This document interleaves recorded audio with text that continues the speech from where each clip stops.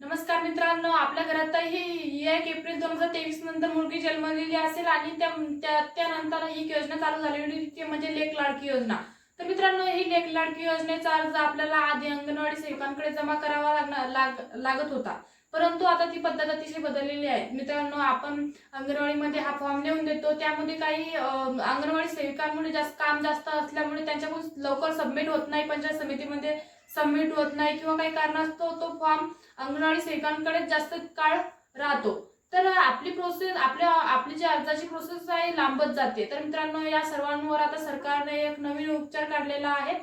तो उपचार म्हणजे आता सरकारने हे अर्ज अंगणवाडी सेविकांकडे डायरेक्ट जमा न करता आता ऑनलाईन पद्धतीने आपल्याला हे फॉर्म सबमिट करायचे आहे। जेव्हा आपण लेक लाडकी योजनेचा फॉर्म भरू तर आपल्याला आता ऑनलाईन पद्धतीने म्हणजे आपल्या सरकार पोर्टलवरती आपल्याला हा ऑनलाईन फॉर्म भरायचा आहे।